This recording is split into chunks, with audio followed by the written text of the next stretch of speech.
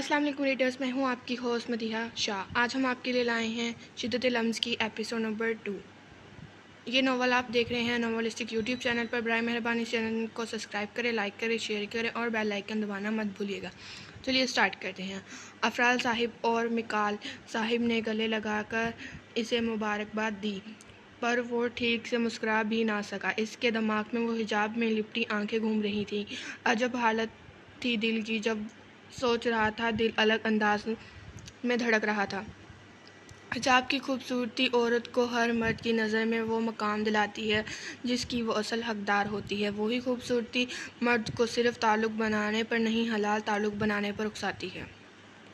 शफ़ात साहिब जब रूम में आए तो नूर उनको देखकर मुस्कुराई। शफ़ात साहिब ने आंखों में आई नमी को परे धकेलते इसके पास बैठे और उसके हाथ पर बोसा दिया। नूरुलैन, आपको पता है, आप बाबा का गुरूर हैं। वो धड़कन है जिनके धड़कने से आपके बाबा ज़िंदा हैं। मेरी ज़िंदगी अपना ख्याल नहीं रखा आपने। वो थोड़े खफा लहजे में नूर से बोले तो उनकी मोहब्बत पर सरशार सी मुस्कुराई। बाबा जानी, मेरे हीरो ऐसे सैड ना हों, यूँ ना कहें कि आपकी हीरोइन आज मेरा कत्ल कर देगी। मुझे बचाने के बजाय आप मुझसे खफा हो रहे हैं। नूर इनका मूड बहाल करने के लिए बोली तो वो सर नफ़ी में हिला गए। वही तो थी जो मुश्किल हालात में भी अपने बाप को मुस्कुराने पर मजबूर कर देती थी।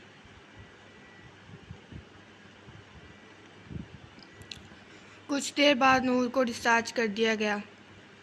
शुक्र था कि ज़्यादा चोटें नहीं आई थीं। वो शफ़ात साहिब के साथ बैठी आज अपने रब की शुक्रगुजार थी जिसने इतने चाहने वाले वालिदैन अता किए जिनकी छाँव से इसे किसी घने दरख्त की मानिंद खुद पर महसूस होती थी।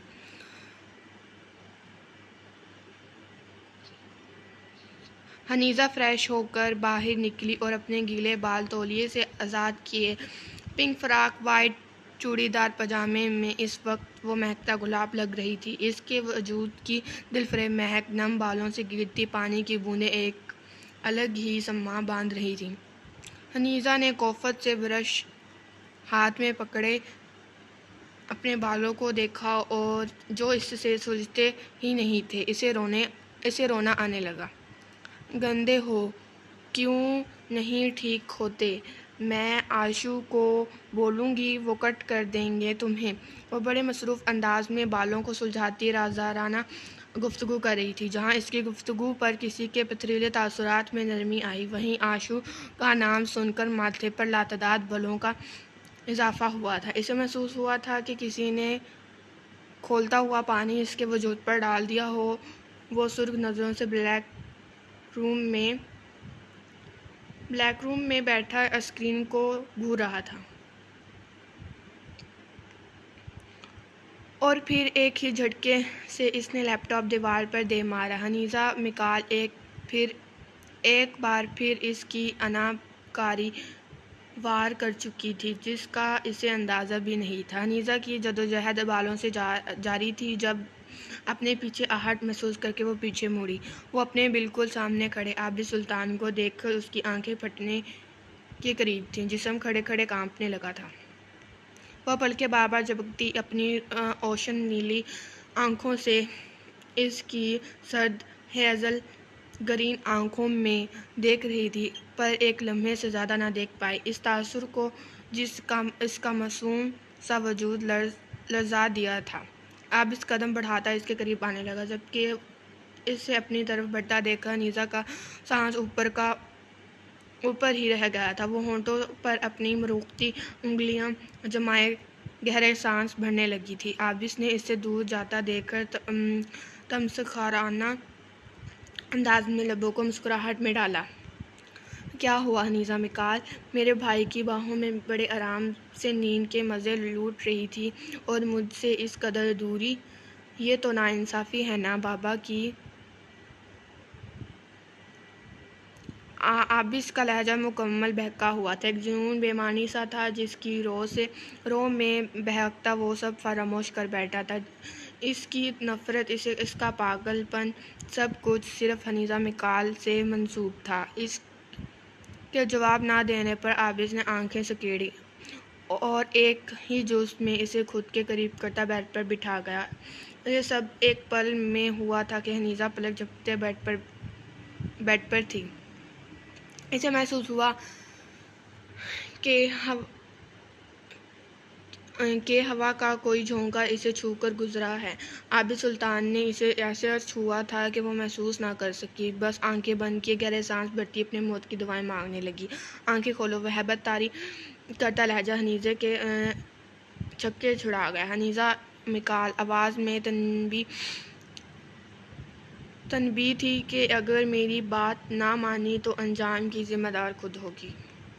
हनीज़ा ने झट से आंखें खोली और मुस्कुराया था। इतनी फर्माबरदारी पर ये मुस्कुराहट जहरखंद थी। हनीज़ा अब भी कुछ समझती कि इसे अपने बालों में कुछ रेंगता हुआ महसूस हुआ। हनीज़ा ने डरते इसने नज़रें बचाते हुए अपने बालों की जानिब देखा, जहां देखकर इसकी आंखों के आगे अंधेरा छाने लगा। जिस्म खौफ से थरा उठा। इससे पहले कि वो चीख, आबिस सुल्तान का ग्लोव्स में मुकीद हाथ इसकी आवाज़ को हल्क में कैद कर गया। वो रोते हुए हाथ पांव मारने लगी, खुद को छुड़ाने लगी। आबिस मुस्कुराता हुआ आंखें मूंद गया। सुकून था अब ये इन लफ्ज़ों का खुमियाजा था जो हनीज़ा मिकाल ने किसी के लिए अपने लबों से आज़ाद किए थे। आबिस इसके बालों से वो सांप निकला जो देखने में काफ़ी ख़तरनाक लग रहा था। ये सज़ा मुख्तिस की थी। आबिद सुल्तान ने हनीज़ा मिकाल के चंद गलत अल्फाजों की इसके मुंह से निकलने वाले एक एक लफ्ज़ पर आबिद सुल्तान इसे सज़ा दे चुका था। आबिद ने शाम को इससे दूर किए बॉक्स में डाला और हनीज़ा की जानिब निगाह उठाकर देखने लगा, जो बिखरती आंसू टूटते बिखरते वजूद से हिचकियाँ भरती बेड पर गिरती चली गई थी। दिल में दर्द उठा था, शदीद दर्द, जिसको बर्दाश्त करना हनीज़ा मिकाल के बस से बाहर था। आबिस ने एक मखसूस रग दबाते हनीज़ा को बेहोश किया और उठकर दरवाज़ा लॉक करता खुद को से आज़ाद करता इसके बहुत करीब बेड पर नीम दराज होता है इसके फूल से वजूद को अपने सीने में पेंच किया। वो अपने सिसकते दिल को राहत पहुंचाने लगा। एक शहर था जो वो गड़ सा जाता था, पर हनीज़ा मिकाल से बेखबरी वो किसी तौर पर नहीं बरत सकता था। आबिस ने इसके भीगे आंसू से तर चेहरे को देखते एकदम से पास पड़े जग को अपने हाथ में पकड़े टेबल से इसके टुकड़े कर दिए। वो दोबारा अपने डेविल रूप में आ चुका था, जिससे कोई वाकिफ नहीं था। आबिस ने कांच का एक टुकड़ा उठाते इसके हाथ में थमाया और अपने सीने से शर्ट खिसका कर वहाँ इसके हाथ में थामे कांच से ए लिखने लगा। जुनूनी अंदाज था। तरीनगी की इंतहा थी कि इसे कोई दर्द महसूस नहीं हो रहा था। इसकी पूरी शर्ट खून से तर थी, पर वो बेखबर सा अपना काम करता मुतमईन था। हनीज़ा की मोमी उंगलियों को अपने हाथ में फंसाए वो बारी बारी इन उंगलियों पर अपने सिलकते लबों का लम्स छोड़ता। बेहोशी के आलिम में भी हनीज़ा मिकाल को तड़पने पर मजबूर कर गया। आबिस दिल से मुस्कुराया था। इसकी बेचैनी पर यही तो वो चाहता था कि हनीज़ा तड़प पे इसके लम्स पर दर्द से सिसकती रह जाए। वो दुनिया से बेहिस होता उसे खुद में कैद कर जाए। सुकून क्या है तुम्हारा मेरे साथ होना, करार क्या है तुम्हारा मुझसे बात करना, तस्कीन क्या है तुम्हारा मुझे जाना कहना, इत्मीनान क्या है तुम्हारा हमेशा मेरा रहना। हनीज़ा के कान में सरगोशियाँ करता आबिद सुल्तान अब बदल चुका था। वो हनीज़ा मिकाल के जादू में बह जाना चाहता था, पर इसमें कोई मोहब्बत नहीं थी, कोई चाहत नहीं थी। कुछ था तो तलब थी, जुनून था, वहशतें थी। This will happen, you will feel me everywhere. I undeniable, we would be magic in the air. Let them all watch or look away or stare, but just now my eyes don't lie, and I save my best smiles for you. वो बहकती रो में इसकी खुशबू खुद में उतारता मदहोश था। उसका वहशीपन ख़त्म हो गया था। कुछ तो था जो इसे हनीज़ा मिकाल की जानिब खींचता था। इसके चेहरे पर छाई मासूमियत इसे दिल दिलरबाई करने पर मजबूर करता था। नूरलैन जैसे ही घर में दाखिल हुई, इसे सामने देखकर हलक तक कड़वा हो गया था। नूर और लैन को शदीद नफरत थी इस शख्स से जो इस वक्त इसकी माँ के पास बैठा मुस्कुराते हुए न जाने कौन से राज व न्याज में मसरूफ था। नूर, अरे तुम वहाँ क्यों खड़ी हो? आओ ना। अर्शमान इसे वहीं खड़ा देख आगे बढ़ा, पर सर पर पट्टी देखता वो एकदम घुरा उठा। हे नूर, ये क्या हुआ सर पर? हाँ, तुम ठीक तो हो ना? वो अपने लहजे को हतील मुकद्दर नरम करते बोला, जो इस वक्त नामुमकिनात में से था। अर्शमान शफात साहिब के कज़न का बेटा होता, जो अपने बाप का बिजनेस संभालता एक भरपूर नौजवान था। अर्शमान को पता ही ना चला कब वो छोटी सी नूरलैन के इस दिल में जगह बना गई। वो इसे पसंद करने लगा, मगर अब बात सिर्फ पसंद तक महदूद नहीं रही थी, बल्कि इससे बहुत आगे निकल चुकी थी। अर्शमान ने इसे ज़िंदगी में शामिल करने का सोच चुका था। शफात साहिब का नूरलैन की तरफ झुकाव से बाखूबी वाकिफ़ थे, क्योंकि हशमत दुरानी बातों बातों में कई बार नूर का हाथ अर्शमान के लिए मांग चुके थे। शफात साहिब हर बार ये कहकर इनकार कर देते थे कि नूरा अब भी पढ़ना चाहती है। अर्शमान ने जब ये बात सुनी तो वह सरशार हुआ कि चलो कम से कम इनकार तो नहीं हुआ, नूरलैन इसकी है।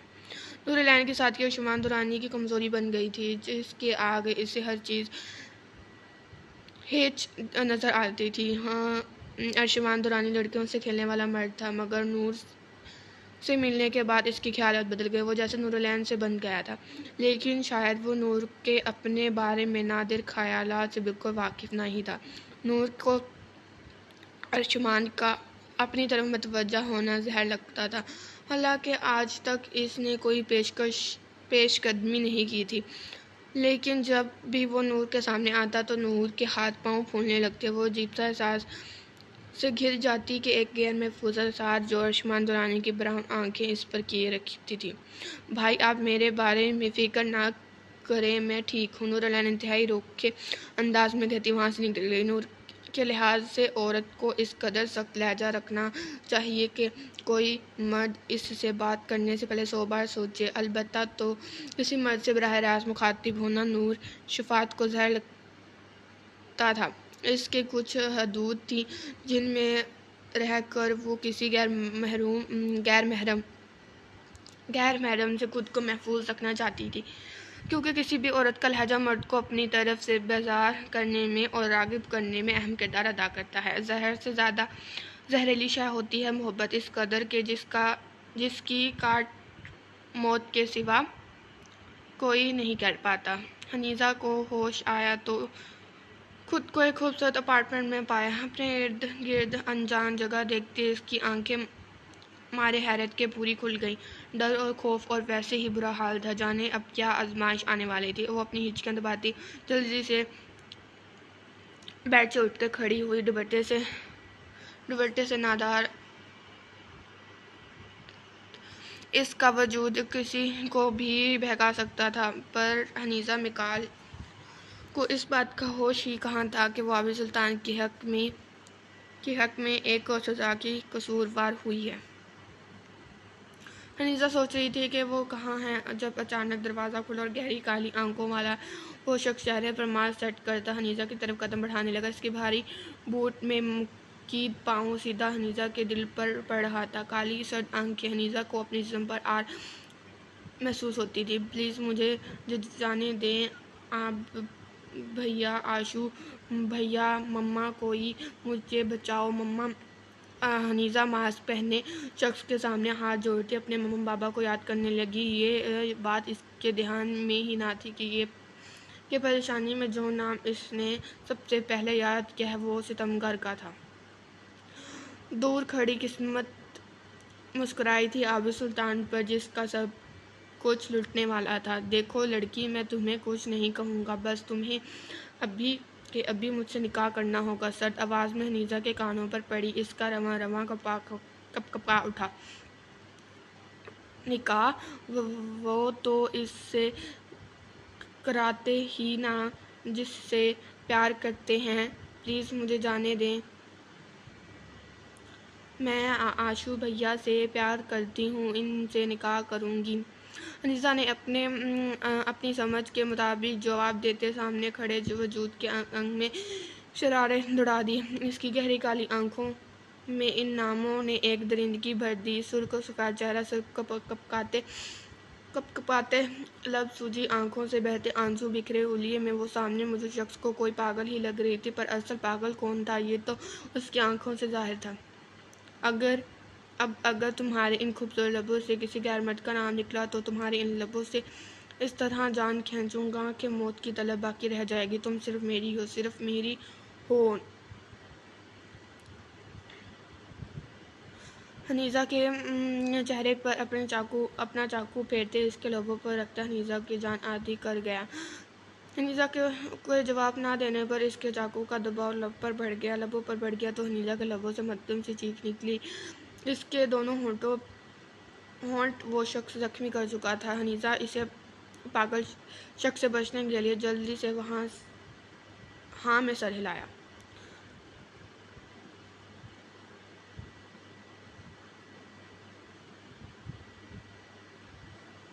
हनीजा अपनी जान बचाने की खातिर जो अल्फाज लोगों से अदा किए, इन पर सामने वाला दिलो जान पर इस पर निसार हो गया और अंगूठे से इसके लबों से बहते खून के कतरों को चुनता खुद में जज़ब कर गया। मास्क पहने शख्स ने हनीजा को एक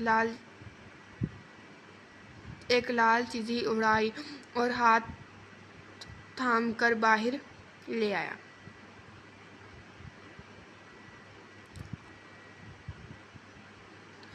जहाँ कुछ मर्द पहले से ही मौजूद थे। हनीजा इनसे डरती इनका हाथ पहुँच गई, जैसे यकीन हो कि साहिबान हर दर्द से बचा लेगा।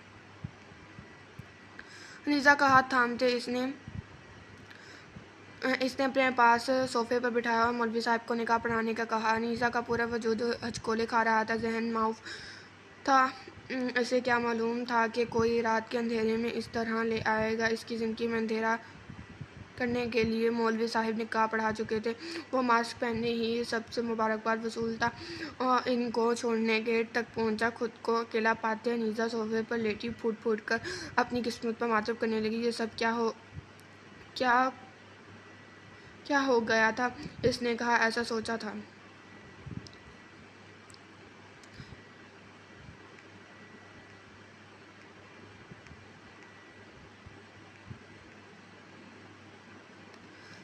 जब तक वो सबको छोड़कर आया, इसे सोफे पर ही मौजूद देखकर माथे पर लातादाद बलों का इजाफा हुआ, जैसे इसे हनीजा की ये हरकत कतई पसंद नहीं आई। एक झटके से इसका बाजू मरोड़ता हनीजा को दर्द से चीखने पर मजबूर कर गया। प्लीज़, मुझे दर्द हो रहा है, छोड़े। हनीजा अभी एक झटके से ही नहीं संभली थी। इसे अजनबी इस कदर भयानक रूप देखती दर्द से चलाने लगी। इस शख्स की नज़र जो ही हनीजा के जख्मी लबों पर पड़ी, इसके चेहरे पर एक खूबसूरत मुस्कान ने अहाता किया। इसने होले से हनीजा का बाजू आज़ाद किया, अपने हाथ में थामा और आस्तीन ऊपर करते कलाई पर बने अपने हाथ के सुर्ख निशान पर अपनी उंगलियां फेरता हनीजा को सिसकने पर मजबूर कर गया। इससे पहले कि हनीजा एक लफ्ज़ मुंह से निकालती, बहुत अचानक वो इसकी सिसकी को अपने लबों में कैद कर गया। सर्द लम्स था इसका, जिससे से हनीजा मिकाल अब बिल्कुल साकित थी। इसमें इतनी भी हिम्मत नहीं बची थी कि वो इसे खुद से दूर करती, और वो शख्स तो जैसे वहशी था, जिसे प्यासे की तरह वो हनीजा को अपने आसार में कैद किए बड़ी खूबसूरती से इसकी सांसों से खेल रहा था। हनीजा की सांसें बंद होने पर वो इसे पल भर में सांस लेने की मोहलत देता और अगले ही पल दुगनी शिद्दत से इसकी सांसों से खेल रहा था। हनीजा की इसकी तकलीफ़ देती शिद्दत बर्दाश्त ना करती इसके बाजों में झूल गई। शिद्दत इश्क तेरी खैर हो जा, कैसे आलिम में लाकर छोड़ दिया। वो परसुकून था। अब बड़ी नरमी से इसकी सांसों को आज़ादी दिए, इसके बालों में चेहरा छुपाते गहरी सांस से भरने लगा। सुबह के 6 बजे जब आबिस अपने कमरे से निकला तो मिकाल साहब को परेशानी से टहलते पाया। क्या हुआ चाचू, आप परेशान लग रहे हैं? इससे पहले कि आबिस इनसे कुछ पूछता कि आशिर ने इनको खुद मुखातिब किया। मिकाल साहब ने इन्हें जो बताया उससे सुल्तान के पैरों तले ज़मीन खींच ली थी। सबसे ज़्यादा शौक तो आबिस सुल्तान को था। इसकी आंखों में खून झलकने को बेताब था, जुनूनी दरिंदा जिसे वो छुपा कर रखता था। फिर मैं भर में बेदार हुई। वो मिकाल साहब को पूरी बात सुने बगैर लंबे डगबड़ता निकलता चला गया। ये खामोशी किसी गहरे तूफान की आमद थी, जो तूफान आबिस सुल्तान की ज़िंदगी में बखेरने वाली थी। नूरजहां सीधा अपने कमरे में आई। इसका सांस बुरी तरह फूल चुका था। ऐसे शुमाना का हक जताना सख्त नापसंद था। अभी वो इन्हें सोचों में घिरी थी कि ऐसे सेल की एक रिंगटोन पर होश में आई। नूरजहां ने हनीज़ा का नंबर देकर झट से कॉल पिक की। हनीज़ा और नूरजहां दोनों कॉलेज फ्रेंड्स थी। हनीज़ा तो कभी किसी से दोस्ती ना करती, पर नूरजहां ही इसकी मासूमियत पर इसकी तरफ कदम बढ़ाने पर मजबूर हुई।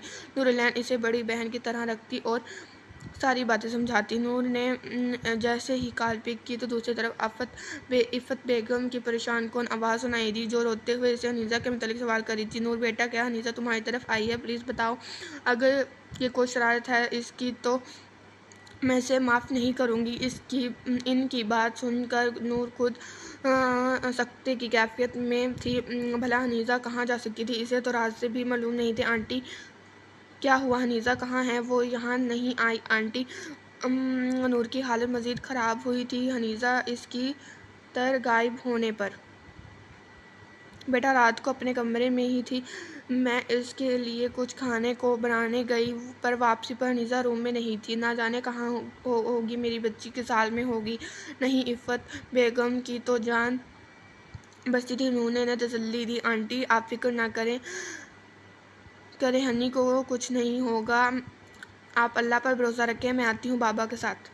इसकी बात सुनते आप इफ़त बेगम ने कॉल कट की। मिकाल साहब सर थामे सोफे पर बैठे थे। रिपोर्ट कर दी गई थी। आशिर ने हर जगह छान मारा था, पर हनीज़ा का कोई अता पता नहीं चल सका था। सुबह से रात होने को आई थी, लेकिन हनीज़ा की कोई खबर नहीं थी। पुलिस पूरे शहर पर नाकाबंदी करते आशिर को पल पल की खबर दे रही थी। सुल्तान पैलेस में जैसे भूचाल आ गया था। हनीज़ा की गैर मौजूदगी ने हिलाकर रख दिया था। आशिर थका हारा घर आया तो अफराल साहिब इसके जानिब के आशिर पता चला कुछ मिली। हनीज़ा आशिर ने गर्दन झुकाए नफ़े में सर हिलाया। इफ़त बेगम बतस्बीहात करती अपनी लाडली की सलामती की दुआएं मांग रही थी, पर इनको क्या मालूम था कि वो दुआएं इनके बेटे के लिए नहीं बल्कि किसी और के हक़ में कबूल हो चुकी हैं। आबिस की हालत पिरपिरे हुए शेर की तरह मानिंदी हैं, जिसके खुचार में हाथ डालने की हिम्मत कोई कर गया था। अब इसका हाल ज़ख्मी शेर सा था, जो इसका शिकार दूर करने वाले को चिरफाड़ने वाला था। आबिस सुल्तान के कानून में माफ़ी लफ्ज़ सरे से नापैद था।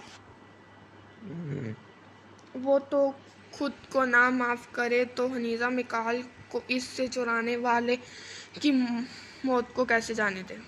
हनीज़ा को गायब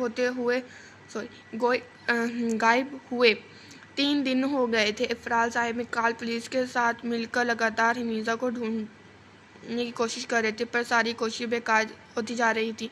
आबिस अपने तरीके से हर बात की जांच कर रहा था, किसी भी तरह हनीज़ा तक पहुंच सके, पर फिर वो कभी इसे खुद से दूर नहीं जाने देगा। इफ़त बेगम जाए नमाज बिछाई बैठी थी जब बाहर से इन्हें नूरजहां की आवाज़ सुनाई दी। आंटी कहाँ हैं आप? नूरजहां इन्हें पुकारती अंदर आ खुली हुई तेज़ी से सीढ़ियाँ चढ़ती चारों और देख रही थी, जब एक ज़बरदस्त सादुम से इसे वो किसी सख्त चट्टान से जा लगी। नूरजहां का पूरा वजूद सहम गया सा था।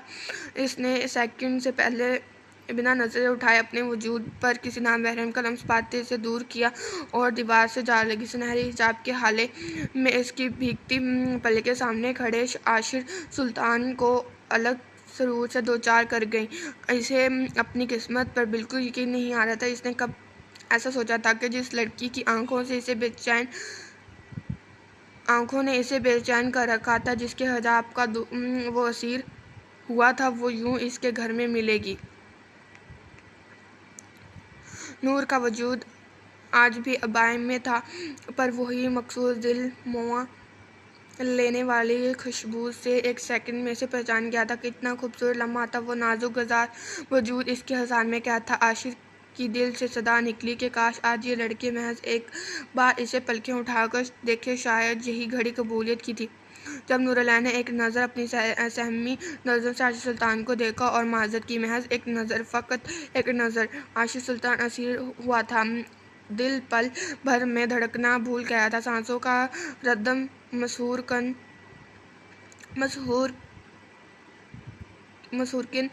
लगा था। झील सी आंखों में छुपी हया की सुर्खी, गहरे गुलाबी डोरे जैसे सारी रात ना सोई हो। आशिक सुल्तान को वो हजार में भी चारों खाने चट कर गई थी। सॉरी सर, मैं नूरलैन हनीज़ा की फ्रेंड आंटी से मिलने आई थी। सॉरी, वो धीमे स्वरों में कहती एकदम से वहाँ से निकलती चली गई। पीछे आशिर ना जाने कितने लम्हे इसकी आवाज़ के शहर में आ रहे। नूरलैन, आशिर सुल्तान। आशिर ज़ेर लब बड़बड़ाता सरशार सा हुआ था। कितनी मधुरकुन आवाज़ थी। जादूगरनी नूर को भागता देख आशिर ने मुस्कुराते हुए कहा। हनीज़ा 3 दिन से यहाँ थी। होश में आने के बाद से ही वो बिल्कुल खामोश हो गई थी। वो जो कहता हनीज़ा खामोशी से मान जाती। इसकी इस कदर खामोशी सामने वाले को डरा रही थी। हनीज़ा इसकी किसी भी बात से इनकार नहीं कर रही थी। यही बात सामने बैठे शख्स को खटक रही थी। इन 3 दिनों में इसने एक भी बार वापस जाने की जिद नहीं की थी। वो बस एक गैर मरी नुक्ते को घंटों घूरती रहती। हनीज़ा बेड पे बैठी इसके ट्राउज़र शर्ट में मलबूस थी, जो इसने खुद इसे दिए थे। अटपटे से बेनियाज इसका मन महुना सोगवार हुसन एस के हवासों पर सवार हो रहा था, लेकिन वो मजबूत असाब का मालिक था। इतनी जल्दी से इस हुसन की देवा के सामने घुटने नहीं टेकना चाहता था। वो रेड रूम से निकलता सीधा हनीज़ा के कमरे में दाखिल हुआ, पर वो अब भी यूं ही बेहोश व हरकत बैठी थी। इसने आईब्रो उचकाते के इग्नोर करने पर दाद दी और चलता हुआ बेड पर बिल्कुल इसके सामने आ बैठा।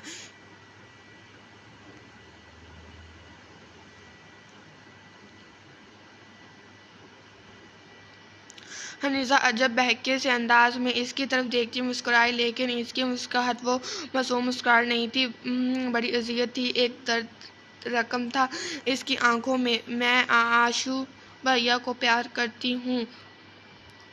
पता है क्यों? वो मम्मा की तरह प्यार करते हैं,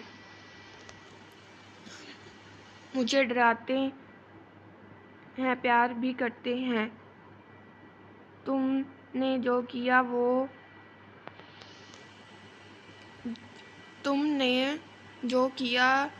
रोंग किया। प्यार ऐसे नहीं करते मम्मा भी करते हैं। आप मुझे हर्ट करते हैं, मुझे पेन होता है।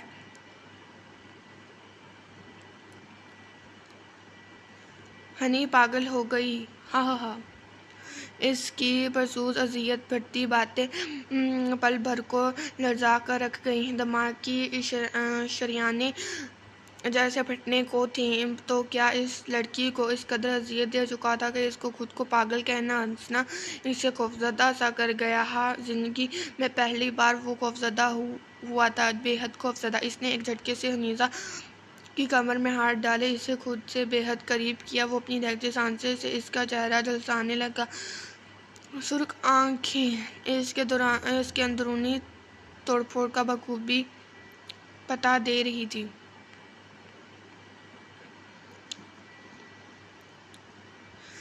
तुम समझती क्या हो, खुद को डराना चाहती हो मुझे? खबरदार, जो अपने लिए कोई अल्फाज मुंह से निकाले तुम्हारे ज़बान काटने में मैं एक लम्हा नहीं लगाऊंगा।